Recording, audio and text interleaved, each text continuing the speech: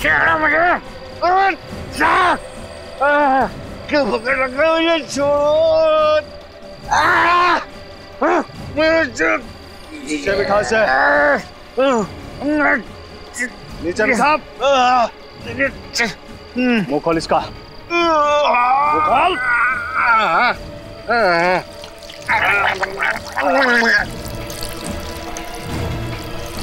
देख लिया ना, उससे पंगा लेने का अंजाम, उससे पंगा लेगा।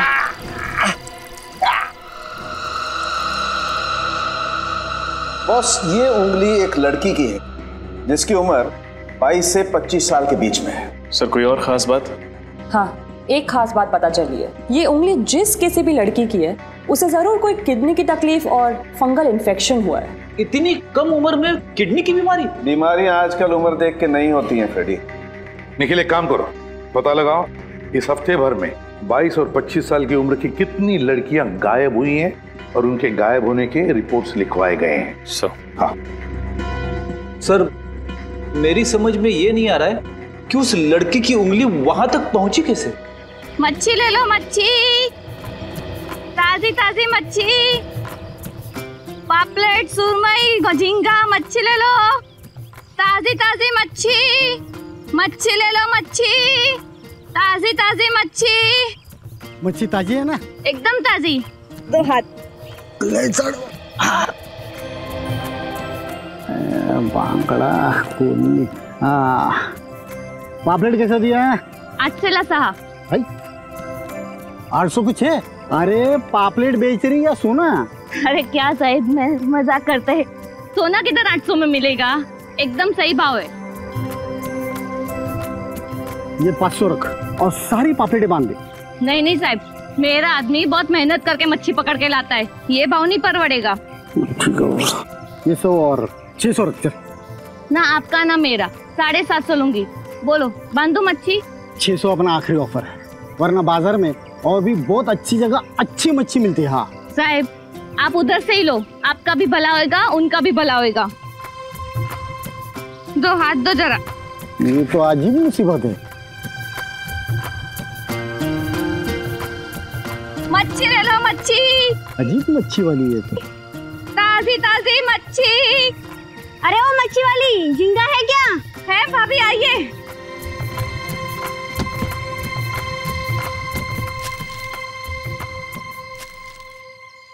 मच्छी ले लो, मच्छी।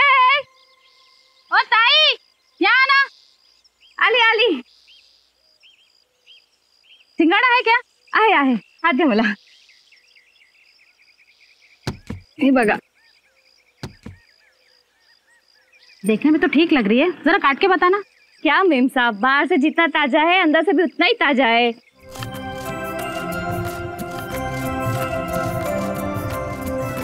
ये देखो, ये क्या है? Okay bye.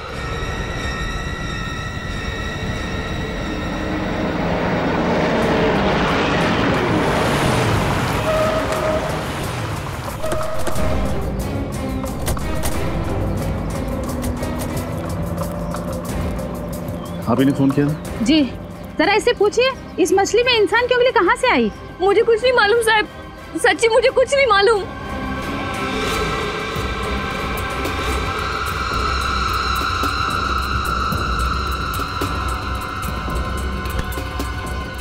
क्या मतलब कुछ नहीं मालूम? ये मछलियाँ तुम ही लाई थी ना? जी साहब, 5 साल से मच्छियाँ बेच रही हूँ, पर आज तक ऐसा कभी नहीं हुआ साहब। ये मछलियाँ तुम्हारा पति पकड़ता होगा?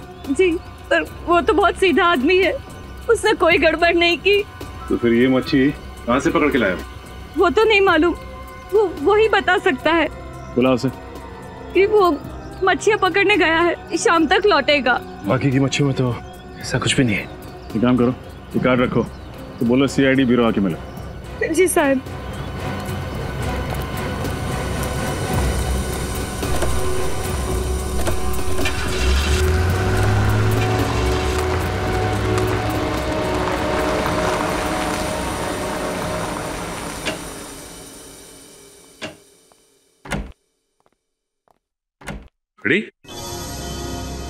इतना परेशान क्यों लग रहे हो? कुछ नहीं सर। कुछ नहीं मतलब? कुछ बात तो जरूर है। फ्रेडी देखो, जब मैं परेशान था ना तो तुमने मेरे दिल का बोझ हल्का किया था। आज मेरी बारी, चलो बताओ क्या है। सर मुझसे एक बहुत बड़ा जुर्म हो गया है और उस जुर्म का प्रायश्चित तो मैं कैसे करूं समझ में नहीं आ रहा है। जुर्म किया? कैसा जुर्म? कैसे बताऊं सर, बताते हुए भी शर्म आ रही है, खुद पे गुस्सा आ रहा है। मैं इतना बड़ा गुनाह कैसे कर सकता हूं? अरे ऐसा क्या गुनाह किया है? चलो अब मुझे बताओ प्लीज। एक शर्त पे बताऊंगा। ठीक है, क्या शर्त है बोलो। किसी को बताओगे तो नहीं? तो फ्रेडी मैं किसी से कुछ नहीं कहूंगा। देखो तुमने मेरी बात अपने तक रखी थी, तुम्हारी बात भी मैं अपने तक रखूंगा। चलो बोलो।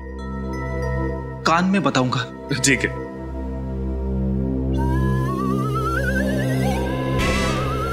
इतनी सी बात है, इस बात के लिए तुम अपने आप को गुनहगार कह रहे थे, मुजरिम कह रहे थे? अरे आप हंस रहे हो सर?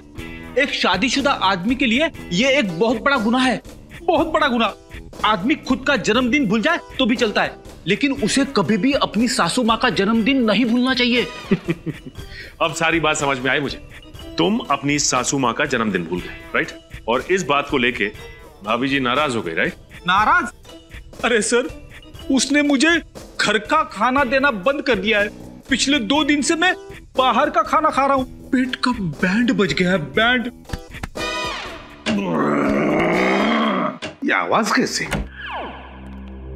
अरे सर कुछ नहीं, फ्रेडी के पेट के रोने की आवाज है सर। ये फ्रेडी तुम्हारे पेट के रोने की आवाज थी? माय गॉड, कितनी बार कहा है तुम्हें अपने खाने पीने का ध्यान रखो। अरे जाओ जरा दौड़ो, कसरत करो। क्या? चलो जाओ मछुआरे को लेकर आओ जिसके मछली में से उंगली मिली थी। जाओ और दौड़ के जाओ।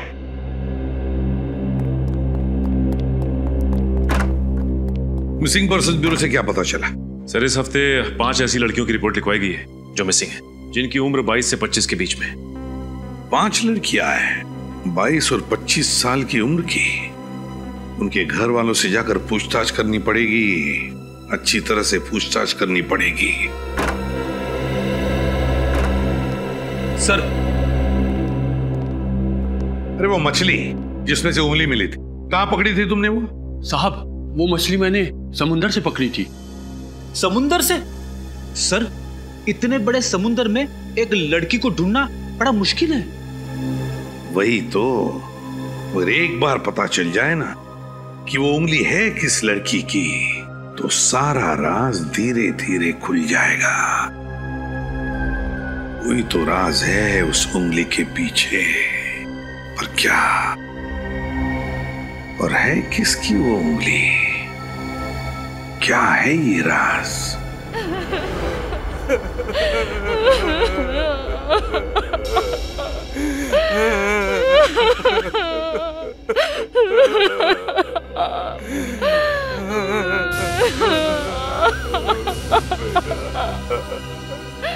किरण की तो मौत हो गई? सर हम तो किरण के बारे में जानकारी हासिल करने आए थे, लेकिन यहाँ तो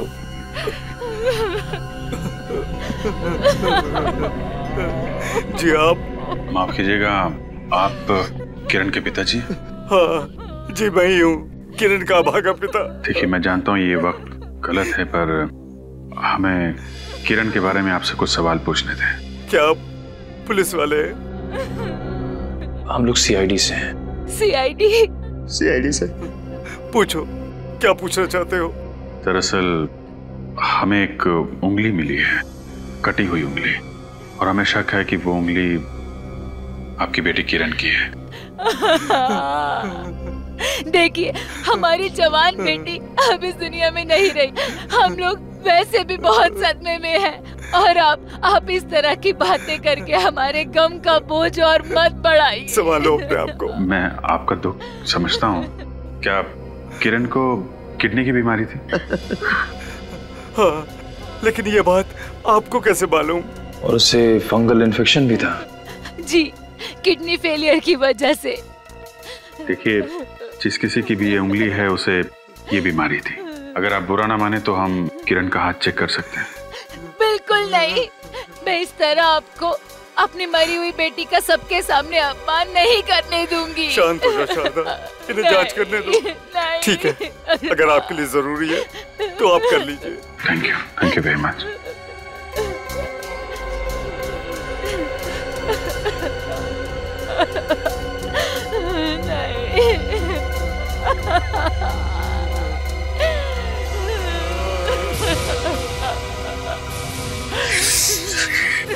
सर इसकी उंगलियां तो ठीक हैं मगर नाखून नहीं है। हाँ सर। किरण तो लापता थी, फिर ये आपको कब मिली? कल ही मिली हमें इसकी लाश आरके हॉस्पिटल के मॉर्ग रूम से। Morgue room? जी हाँ। देखिए, मैं जानता हूँ ये आपके लिए आसान नहीं है, पर हमें किरण की लाश फॉरेंसिक लैब ले जानी होगी जांच के लिए। बिल्कुल नहीं, शांत हो जाओ। आप ऐसा नहीं कर सकते। शांत शांत शांत। किरण की लाश को फॉरेंसिक लैब भेजने का इंतजाम करो। हाँ सर, ये उंगली किरण की नहीं है ना? हाँ बस, ये उंगली किरण की नहीं है। तो फिर किसकी है सर? ये उंगली किसी 50 से 55 साल के बुजुर्ग की है। लेकिन सर आप ही ने तो कहा था कि ये उंगली किसी लड़की की है। हाँ कहा था, लेकिन उस वक्त मैंने सिर्फ नाखून के बलबूते पर कहा था। मगर सर, अरे यार गलती हो गई, मानते हैं हमसे गलती हो गई, हम भी इंसान है बॉस। हाँ हाँ सारंखे यार, मगर प्रॉब्लम ये है कि किरण के घर वाले उसका अंतिम संस्कार करने के लिए ले जाने वाले थे बॉडी। बहुत तकलीफ हुई थी अभिजीत और निखिल को जब वो वहां पहुंचे थे। I am sorry boss, really very sorry. लेकिन अब मैं कंफर्म हूं, ये उंगली किसी 50 से 55 साल के बुजुर्ग की है और उसे ब्लड कैंसर था। Blood cancer? हाँ सर, और उनको मरे हुए 4-5 दिन हो चुके होंगे। कुछ और पता चला? हाँ, ये देखो बॉस, ये उंगली बहुत बुरी तरह से कुचल गई है किसी भी वजह से। किसी एक्सीडेंट की वजह से?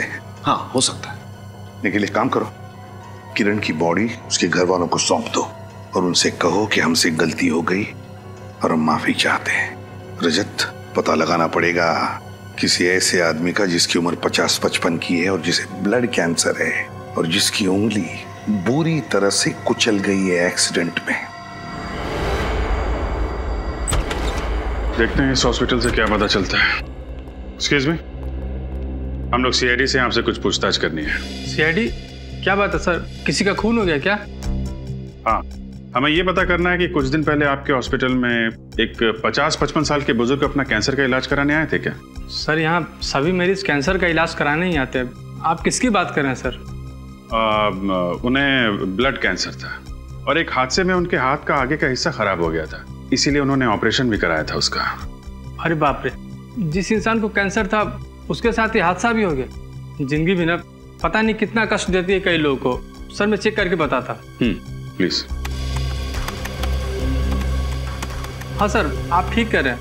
ऐसे ही एक बुजुर्ग की डिटेल है यहाँ पे। अच्छा, नाम क्या उनका? सर इनका नाम पुनीत नाम है सर इनका। एड्रेस क्या? सर 32 VRB रोड, ज्योति नगर। ज्योति नगर?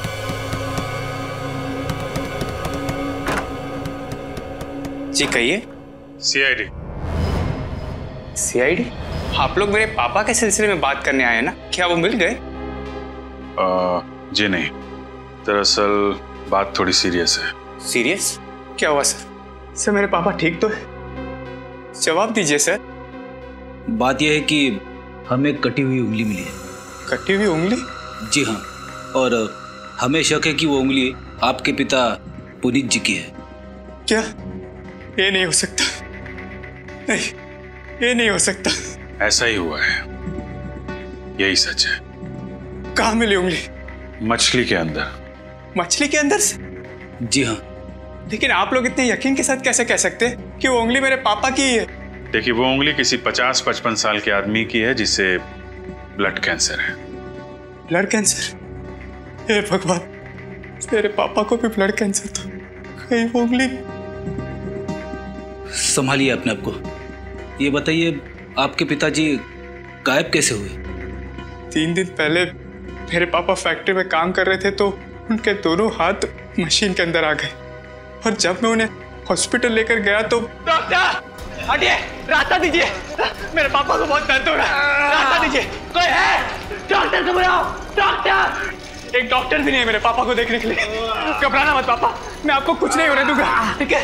Doctor, doctor, doctor, doctor, doctor, doctor साहब, डॉक्टर साहब, डॉक्टर साहब। अरे ऐसे कैसे अंदर घुसे आ रहे हैं आप? मेरे पापा की हालत बहुत खराब है। कहाँ है वो? बाहर स्ट्रेचर पे। आप प्लीज आइए मेरे साथ।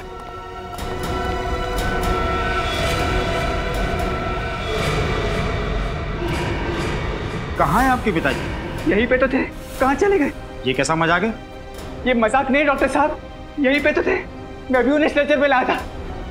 पापा, पापा, पापा, नर्स, मेरे पापा कहाँ हैं? मैं अभी उन्हें स्ट्रेचर पे लेके आया। नहीं, मैंने नहीं देखा आपके पापा को। नहीं देखा, नहीं देखा।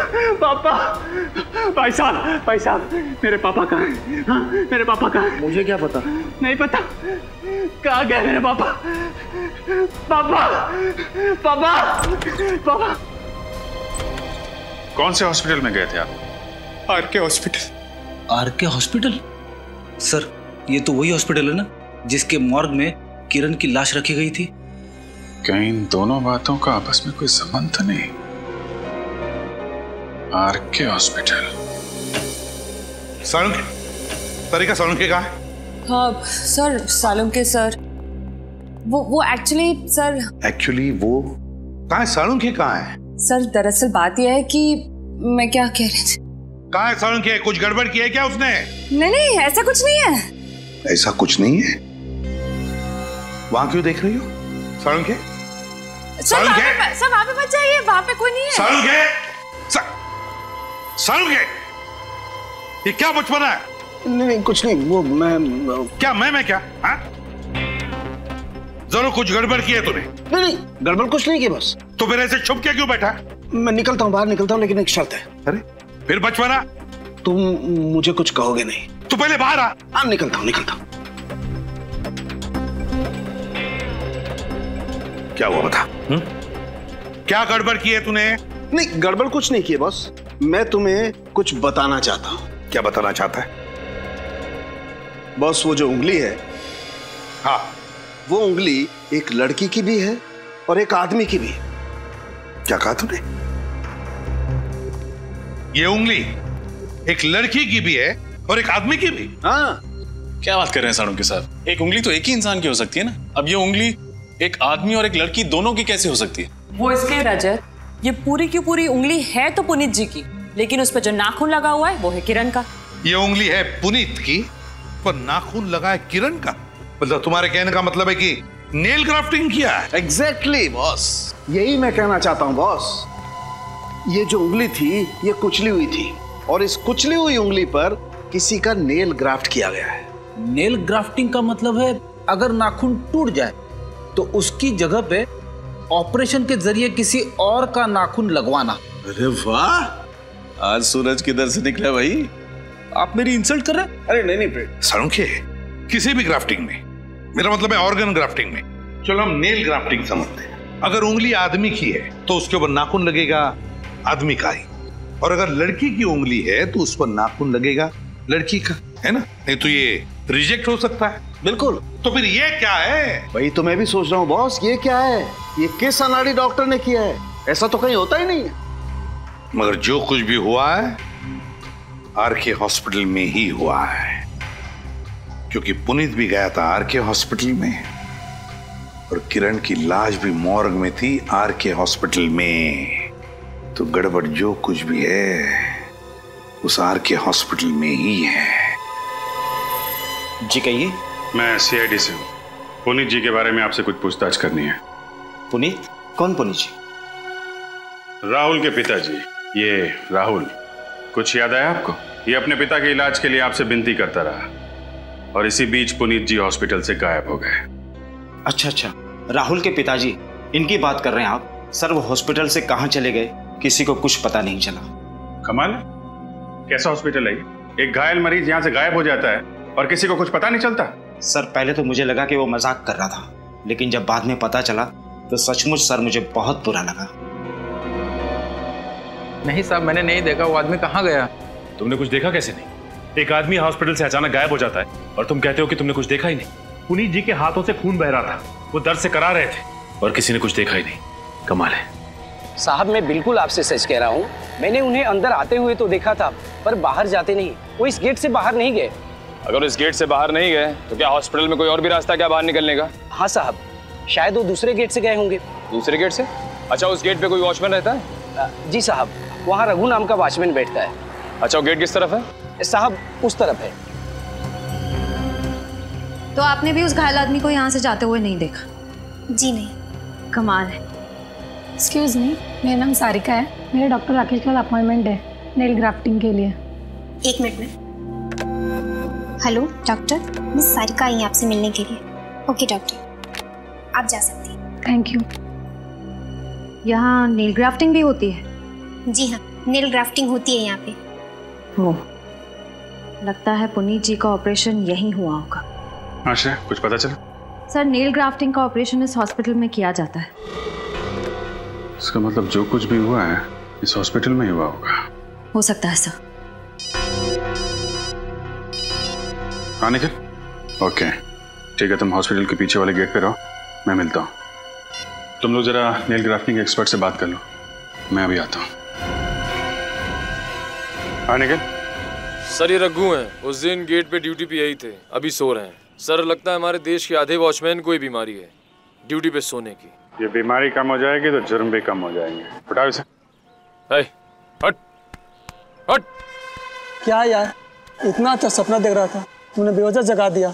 अच्छा, क्या देख रहे थे सपने में आप? देख रहा था मैं हमारे देश के क्रिकेट टीम का कैप्टन बन गया। मैच चल रहा है और आखिरी बॉल पर जीतने के लिए 6 रन चाहिए। मैच खत्म। सीआईडी। माफ करना साहब।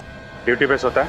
सोने की पुरानी बीमारी है साहब, छूटती नहीं। अगर फिर से ड्यूटी पे सोया ना तो सीधा जेल में जाएगा, समझा? नहीं साहब, दोबारा ऐसी गलती नहीं करूंगा। अच्छा ये बता, अभी 2-4 दिन पहले इस गेट से किसी बुजुर्ग आदमी को जाते हुए देखा जिनके दोनों हाथ से खून बह रहा था? हाँ साहब, उसे कैसे भूल सकता हूँ मैं। कहाँ जा रहे हैं? अपना इलाज करवाइए ना। मुझे बुजुर्ग का याद आ गया, मैं बाद में आऊंगा। उसके बाद वो दाएं तरफ की ओर चला गया था। दाएं तरफ? दाएं तरफ क्या? दाएं तरफ शायद ऑटो स्टैंड की तरफ चला गया होगा वो। इधर आगे ऑटो स्टैंड है क्या? हाँ साहब। ठीक है, चलो देखते हैं। अरे सुनो, यहाँ इधर पीछे हॉस्पिटल से 2-3 दिन पहले एक आदमी आया था जिसके दोनों हाथ से खून बह रहा था। उसको तुमने देखा था क्या? नहीं, मैंने नहीं देखा। अरे सुनो भाई साहब, ये सामने वाली हॉस्पिटल से 2-3 दिन पहले एक आदमी आया था जिसके दोनों हाथों से खून बह रहा था। कहीं छोड़ा उसे अपने ऑटो में? अरे सुनो भाई साहब। जी साहब। ये सामने वाले हॉस्पिटल से 2-3 दिन पहले एक आदमी आया था जिसके दोनों हाथों से खून बह रहा था। उसे आपने अपने ऑटो में कहीं छोड़ा क्या? जी साहब, याद आया, मैंने तो उसे अपने ऑटो में बिठाया था साहब। उसके दोनों हाथों से इतना खून बह रहा था कि मेरी ऑटो के अंदर चारों तरफ खून ही खून हो गया और शाम को मुझे ऑटो धोना भी पड़ा अपना। कहाँ छोड़ा? कहाँ था उस आदमी को तुमने? साहब याद आया, पुष्पा रोड के पीछे ना एक पुरानी झील है, वहाँ छोड़ा था उसको। सर ऐसी हालत में एक आदमी इलाज कराने के बजाय पुरानी झील की तरफ क्यों जाएगा? ये बात तो है, जरूर कुछ ना कुछ होगा उस झील के पास में। अच्छा, जब उस आदमी को झील के पास छोड़ा था वहाँ पे कोई और आदमी भी था? नहीं साहब, वहाँ कोई नहीं था, बल्कि वो जगह ना एकदम सुनसान थी। मतलब जो कुछ भी हुआ है उस पुरानी झील के पास ही हुआ है। शायद किसी ने पुनीत को मार के उसमें डाल दिया और फिर उसकी उंगली उस झील के अंदर मछली के पेट तक पहुंच गई। मुझे कल तक तुम सबके असाइनमेंट्स चाहिए, ओके? सर प्लीज 1 हफ्ता और दे दीजिए। नो जिमी, जिंदगी में डेडलाइन की कुछ अहमियत होती है, उसका पालन करना सीखो। अरे आप लोग? जी हम लोग सीआईडी से। सीआईडी? जी हाँ सीआईडी। तुम लोग जाओ। कहिए मैं आपकी क्या मदद कर सकता हूँ? इस हॉस्पिटल में नेल ग्राफ्टिंग एक्सपर्ट आप ही हैं ना? जी हाँ। तो आप ये बताएंगे कि किसी आदमी की उंगलियों पे औरत के नाखून लगाए जा सकते हैं? वैसे तो लगाए जा सकते हैं, लेकिन ऐसा कोई करता नहीं। हम यहाँ लड़के के हाथ में लड़के के और लड़कियों के हाथ में लड़कियों के ही नाखून लगाते हैं। तो फिर आपने पुनीत के हाथों पर किरण के नाखून क्यों लगाए? कौन पुनीत और किस किरण की बात कर रही हैं आप? हम इस पुनीत और इस किरण की बात कर रहे हैं। ये पुनीत है और ये किरण। कुछ याद आया आपको? अरे ये तो...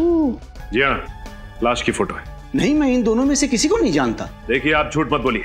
ये पुनीत है जो अपने बेटे के साथ यहाँ पे आए थे, इनका एक्सीडेंट हुआ था, और ये किरण जो आपके हॉस्पिटल के मॉर्ग रूम में थी।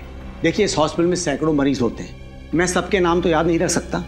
मैं आपके सवाल के जवाब में इतना ही कहूंगा कि मैंने ऐसी नेल ग्राफ्टिंग कभी नहीं की। आपने नहीं किया तो इस हॉस्पिटल में किसी और ने किया होगा। मगर मेरे अलावा कोई भी डॉक्टर इस हॉस्पिटल में नेल ग्राफ्टिंग करना जानता ही नहीं। लेकिन आपके स्टूडेंट्स तो जानते हैं ना? मेरे स्टूडेंट्स? जी हाँ, आपके स्टूडेंट्स। उनका नाम नंबर चाहिए हमें। नाम और नंबर? जी हाँ। क्यों? उनकी खातिरदारी जो करनी है, और उसके लिए उन्हें ब्यूरो ले जाना होगा।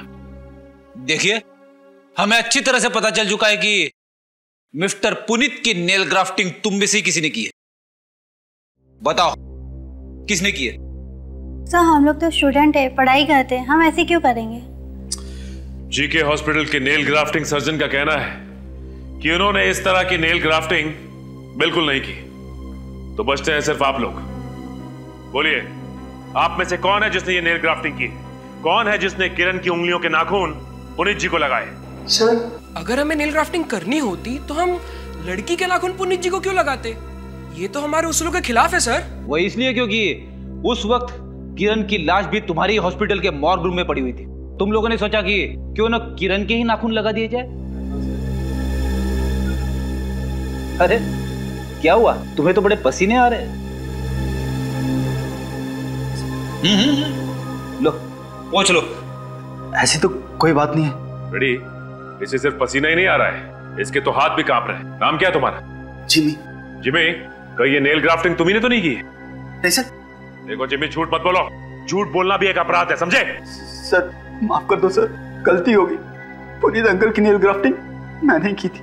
जिमी, तुम ऐसा कर भी कैसे सकते हो? मैं क्या करता, मैं मजबूर था।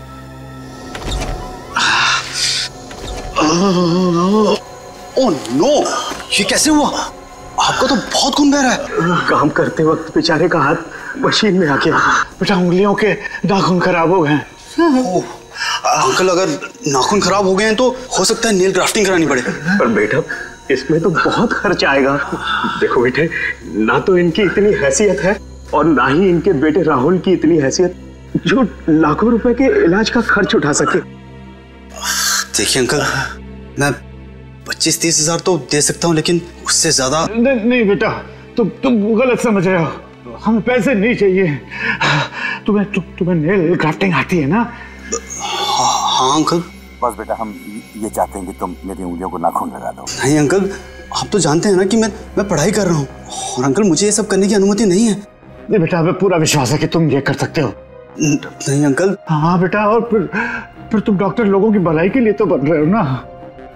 हाँ अंकल, पर मना मत करना।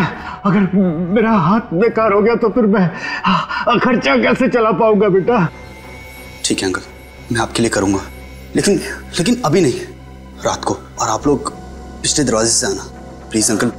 इसके बारे में किसी को पता ना चले। नहीं बेटा, किसी को भी पता नहीं चलेगा। इस बारे में राहुल को भी मत बताना। ठीक है अंकल, आप अपना ख्याल रखना। शुक्रिया बेटा। सर, पुनीत अंकल राहुल को ये बात इसलिए नहीं बताना चाहते थे क्योंकि वो जानते थे कि इलाज के लिए पैसा ना होने की बात सुनकर राहुल बहुत उदास हो जाएगा, डिप्रेस हो जाएगा।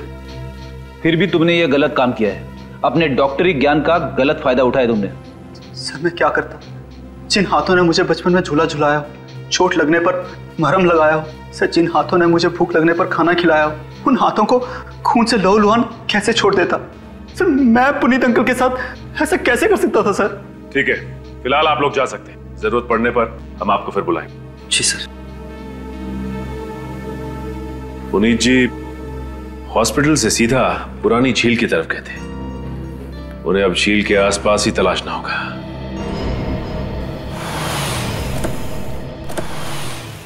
कुछ तो बोलिए सर। सर आप कुछ बोलेंगे नहीं तो?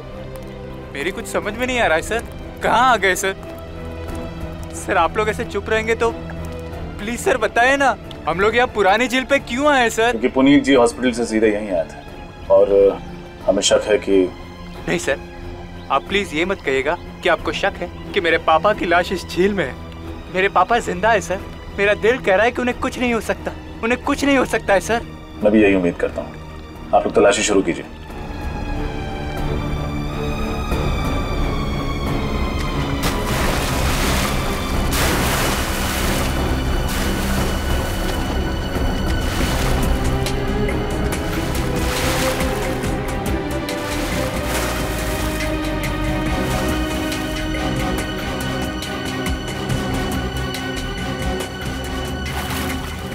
कुछ मिला क्या? सर कुछ भी नहीं है। मैंने कहा था ना सर, मेरे पापा बिल्कुल ठीक है, पापा बिल्कुल ठीक है। देखो राहुल, जब तक अच्छी से तलाशी नहीं ले लेते कुछ कहा नहीं जा सकता। ढूंढो और ढूंढो। सर चाकू मिला है।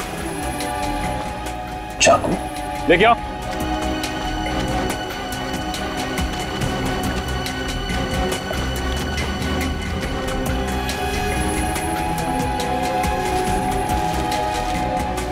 और अंदर जाके देखो।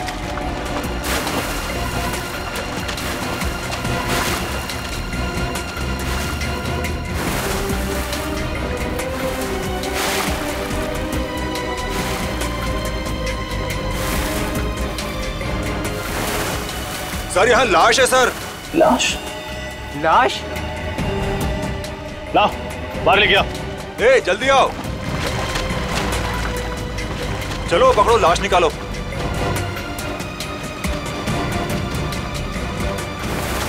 संभाल के संभाल के।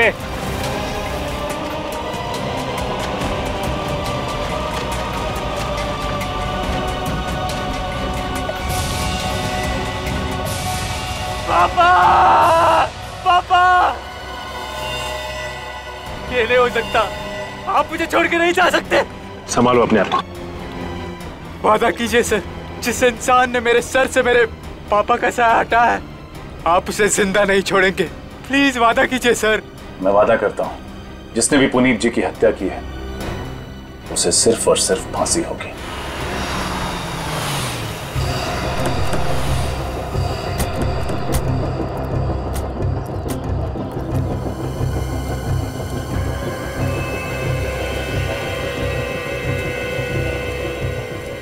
आप लोग साहब? हम लोग सीआईडी से हैं। यहाँ के मैनेजर या मालिक जो कोई भी है जल्दी बुलाओ उन्हें।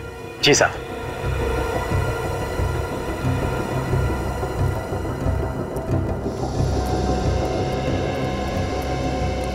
क्या हुआ साहब? मैं इस फैक्ट्री का मालिक हूँ, हरीश, और ये है यहाँ के मैनेजर दिलीप। मिस्टर हरीश, आपके फैक्ट्री में पुनीत नाम का एक आदमी काम करता था। हमें उसकी लाश पुरानी झील में से मिली है। लाश? जी हाँ, लाश।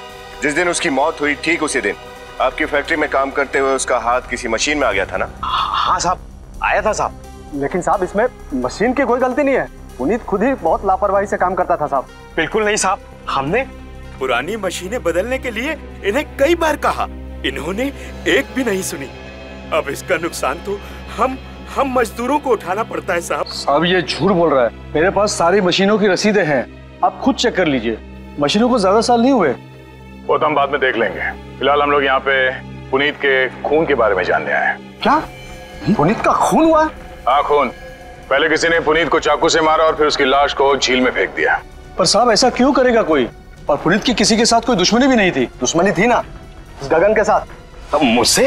हाँ साहब, इस गगन ने पुनीत से 5,000 रुपए लिए थे और उसके बार बार समझाने के बावजूद भी ये उसके पैसे वापस नहीं कर रहा था। ये सच है साहब कि मैंने 5,000 रुपए पुनीत से उधार लिए थे, मगर 5,000 रुपयों के लिए मैं पुनीत का खून क्यों करूंगा? क्यों नहीं? तुमने सोचा होगा कि पुनीत को मारकर वो पैसे वापस लौटाने ही नहीं पड़ेंगे।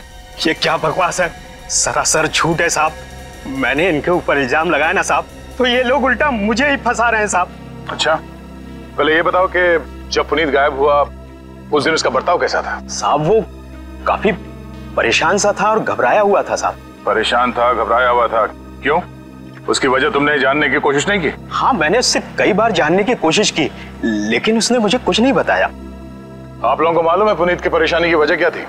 साहब पक्का तो नहीं मालूम, मगर शायद वो रमेश जी की वजह से परेशान होंगे। रमेश? कौन रमेश? वो साहब कोई नहीं साहब, कोई नहीं। देखो, अपने मालिक से डरने की कोई जरूरत नहीं है। जो भी बात है खोल के बोलो। साहब जिस दिन पुनीत जी गायब हुए थे उसके ठीक एक दिन पहले रमेश जी भी गायब हुए थे। रमेश गायब हुआ? ये रमेश यहाँ पे फैक्ट्री में काम करता था? जी साहब। आपने रमेश के गायब होने की रिपोर्ट नहीं लिखवाई पुलिस में? मैं लिखाने जा रहा था साहब, पर इन साहब ने मना कर दिया। साहब मैं घबरा गया था कि पुलिस के चक्कर में कहीं मेरी इस फैक्ट्री को ताला न लग जाए। ताला तो अब भी लगेगा आपके फैक्ट्री में। विनीत, फैक्ट्री को सील कर दो। Yes sir. यहाँ तब तक काम नहीं होगा जब तक हम इस केस के जड़ तक नहीं पहुंच जाते, समझे?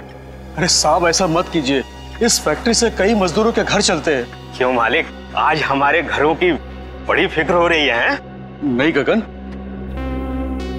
तुझे तो मैं बाद में देख लूंगा। हाँ, देख लेना। जरूर इस पुनीत के खून का राज रमेश के साथ जुड़ा हुआ है। तो ये बात तो पक्की है कि ये उंगली पुनीत की है। हाँ बॉस, और ये बात भी पक्की है कि इसका खून इसी चाकू से हुआ है जो आपको झील में मिला था। कुछ नई बात बता सालुंकी। नई बात बताने के लिए बुलाया, आओ। ये देख रहे हो क्या है? पानी। फ्रेडी सर, पानी के ऊपर तैरता हुआ कुछ नजर आ रहा है? तेल? बिल्कुल, और ये तेल मिला है मुझे पुनीत जी के पेट में। मतलब समझते हो इसका फ्रेडी? समझ गए सालुंके साहब, झील की पानी में तेल था जो पुनीत के पेट में चला गया। नहीं फ्रेडी, ये तेल पहले से इनके पेट में था। सर, कहीं पुनीत ज्यादा तला हुआ खाना तो नहीं खाता था? नहीं फ्रेडी, तला हुआ खाना खाने से ये तेल पुनीत के पेट में नहीं आया है। ये तेल पुनीत को पिलाया गया है, जबरदस्ती पिलाया गया है। सर, पुनीत जी तेल की फैक्ट्री में काम करते थे ना, तो फिर वहीं कहीं। बिल्कुल सही रजत, बिल्कुल सही।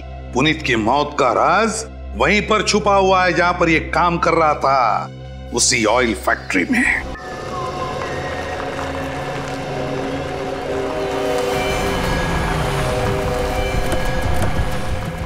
पुनीत, तुम यहां पे देखो, मैं वहां देखता हूं।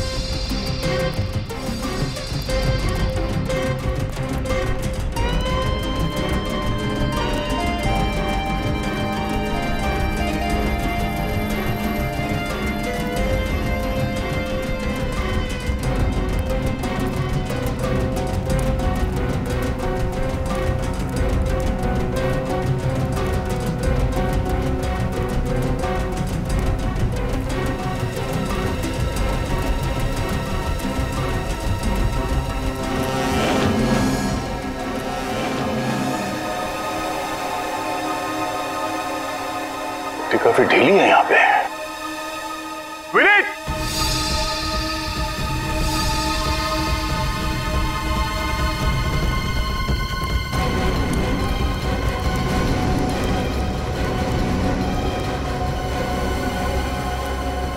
Yes sir.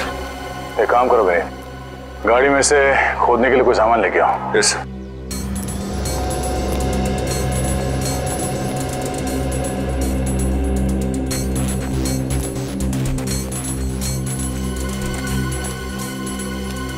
प्लीज खोदना शुरू करो।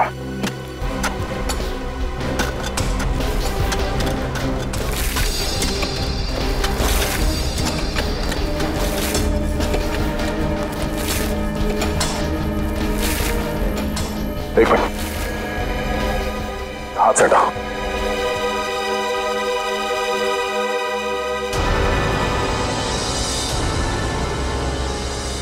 सर, कहीं ये रमेश की लाश तो नहीं? साहब, जिस दिन पुनीत जी गायब हुए थे उसके ठीक एक दिन पहले रमेश जी भी गायब हुए थे। हो सकता है जिस बात का डर था वही हुआ। एक काम करो विनीत, इस ऑयल फैक्ट्री के मालिक और यहाँ के वर्कर्स, उन सबको यहाँ पे बुलाओ। Yes sir.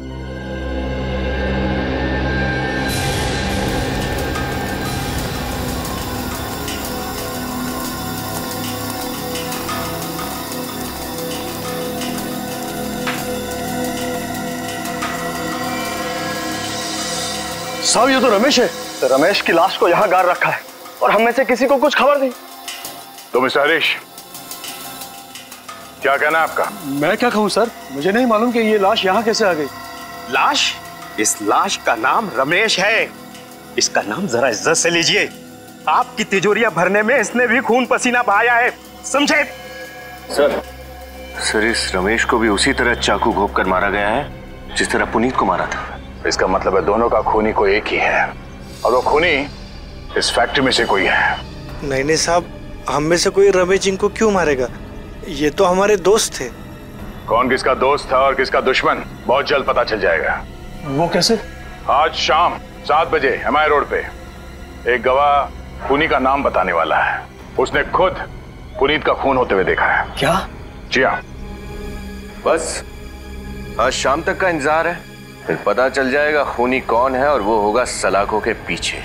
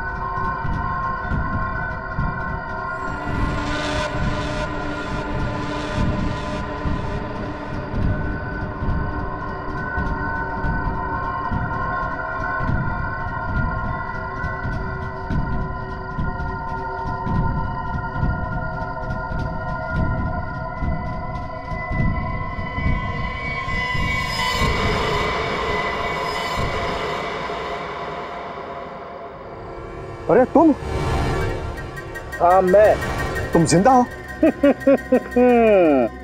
तुमको क्या लगा मैं मर गया? ये सब बुलेट प्रूफ जैकेट का कमाल है। ये देखो।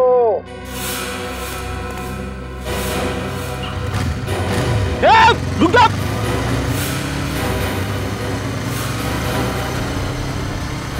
रुक जा। सर जल्दी जल्दी।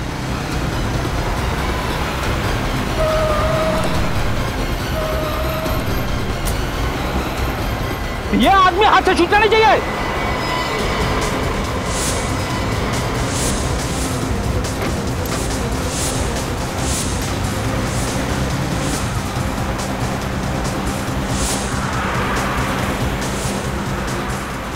सर ये तो हाईवे की तरफ भाग रहा है। हाईवे तक पहुंचने से पहले ही पकड़ लेंगे फ्रेडी।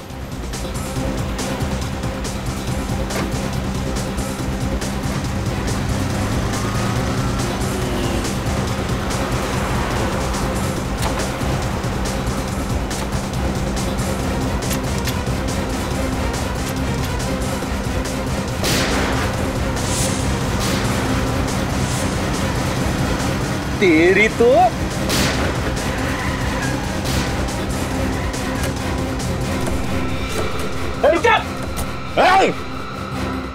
ये घूंघट तो उतार। ओह तुम हो। क्या सोचा था सीआईडी से बच के भाग जाओगे? गलती हो गई साहब, माफ कर दीजिए मुझे साहब। दो खून हो गए साहब। चुप। दो खून करने को तुम गलती कहते हो? गलती? बहुत बड़ा जुर्म किया है तुमने। क्या करता साहब, और कोई रास्ता ही नहीं बचा था। अच्छा, और कोई रास्ता नहीं था? ऐसी भी क्या मजबूरी थी? क्या मजबूरी थी? सुनाओ। मैं साहब, रमेश के साथ मिलकर मैं फैक्ट्री से तेल चोरी करता था और फिर उसी तेल में मिलावट करके बाजार में ऊंचे दामों में बेचता था साहब। जिस थाली में खाते थे उसी थाली में छेद करते हुए शर्म नहीं आई तुम्हें? कभी कभी इंसान पैसे की लालच में अपने रास्ते से भटक जाता है साहब। मैं भी भटक गया था साहब, और शायद रमेश को अपनी गलती का एहसास हो गया था और वो मुझसे कहने लगा था कि बहुत जल्द ये सब बंद करना होगा। मेरी बात को समझ दिलीप, बेईमानी की घी की रोटियों में वो सुकून नहीं है जो ईमानदारी की रूखी सूखी रोटियों में सुकून है। हाँ। अच्छा बेटा, तेरा पेट भर गया तो अचानक से तेरे जमीर में ईमानदारी के दीपक जलने लगे। एक बात याद रख, ईमानदारी के दिए को गरीबी की हवा के झोंके पल भर में बुझा देते हैं। नहीं दिलीप, ऐसी कोई बात नहीं है। मैं अपने मालिक को और ज्यादा धोखा नहीं दे सकता, इसलिए आज से इस काले धंधे में तुम्हारा साथ नहीं दे सकता भाई। बस तू मत दे मेरा साथ, मैं ये काम अकेला भी कर सकता हूँ। नहीं, तुम ऐसा नहीं कर सकते हो। अगर तुम ऐसा करोगे तो मैं मालिक को सब कुछ बता दूंगा। तो ईमानदारी की चिंगारी इतनी भड़क चुकी है तो आज मैं तुझे दिखाता हूँ इस चिंगारी को मैं कैसे बुझाता हूं।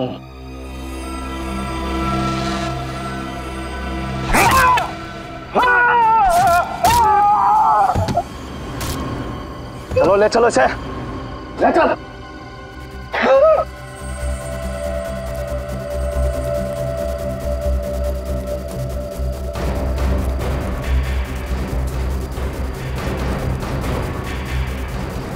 चलो चलो जल्दी चलो।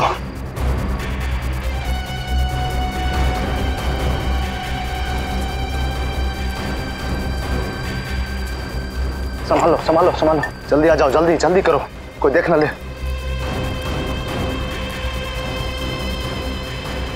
जल्दी करो जल्दी करो,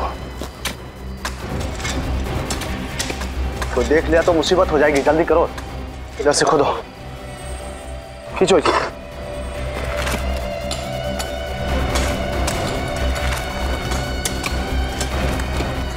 उठाओ,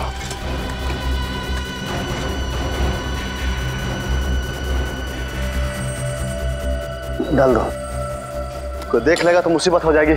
मैंने देख भी लिया है और सुन भी लिया है। मैं रमेश की कुर्बानी हुई बर्बाद नहीं होने दूंगा। तुम लोग अपने आप को कानून के हवाले कर दो, वरना मैं वरना क्या कर लोगे? अगर तुमने अपना मुंह किसी के सामने खोला तो तुम्हें भी यहीं सुला दूंगा इसके साथ। मैं तुम लोगों से डरने वाला नहीं हूं। तुम लोग आज ही अपने आप को सीआईडी के हवाले कर दो, वरना मैं खुद सीआईडी को फोन लगाऊंगा। पुनीत, मैं तुम्हें मुंह मांगी कीमत दूंगा, सोच लो, वरना तुम्हारा भी एक बेटा है ना। जाओ, सोच समझ लो अच्छी तरह। रमेश का खून करते हुए पुनीत ने तुम्हें देख लिया तो तुमने पुनीत को भी मार डाला। पुनीत को मैंने उसकी जिंदगी बचाने का मौका दिया था। नोटों से मैंने उसका मुंह बंद करना चाहा था, लेकिन वो अपनी गरीबी में ही खुश था। पैसों की चमक से भी उसकी ईमानदार आंखें चौंधिया नहीं पाई साहब।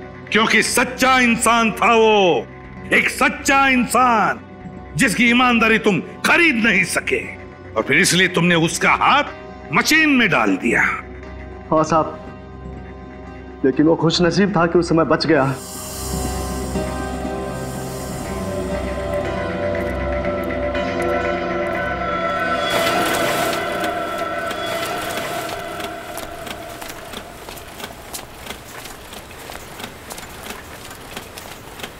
पुनीत, तो फिर क्या सोचा तुमने? सोच लिया मैंने, मैं सीआईडी के पास जाऊंगा। जब सोच लिया है तो फिर काम पे लग जाओ। क्या कर रही है? छोड़, क्या हो रहा है?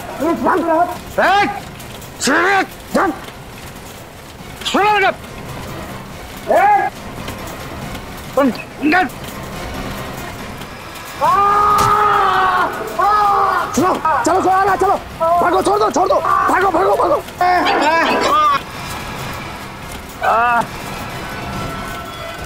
अरे पुनीत, पुनीत कैसे हो गया भाई? पुनीत, पुनीत मैं राहुल को फोन लगाता हूँ। पुनीत, राहुल तुम्हारे पापा का हाथ मशीन में आ गया बेटा, हम सब संभाल रहे बेटा, तुम जल्दी आ जाओ बेटा। और तुम उसके पीछे पीछे हॉस्पिटल तक पहुंच गए इस मौके की तलाश में कि कब उसे मार सको। हाँ साहब, और वो मौका मुझे मिला पुरानी झील के पास, जहाँ पुनीत आया था वो चाकू लेने, जिस चाकू से मैंने रमेश का खून किया था, और वो चाकू लेकर आपके पास आने वाला था। इसीलिए मैंने उसी चाकू से उसका भी खून कर दिया, और फिर सबक सिखाने के लिए मैंने उसके मुंह में वही तेल डाल दिया। छोड़ दे, नीचे ले इसको, नीचे बिठा, वो खोल इसका।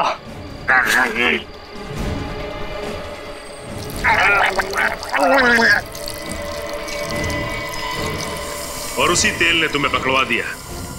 तुम्हारे जुर्म की पूरी दास्तां कह दी उस तेल ने। अब सड़ते बैठना जेल की सलाखों के पीछे, फांसी का ऑर्डर आने तक हिसाब लगाते बैठना कि कहीं ये बेईमानी का तेल तुम्हें महंगा तो नहीं पड़ा।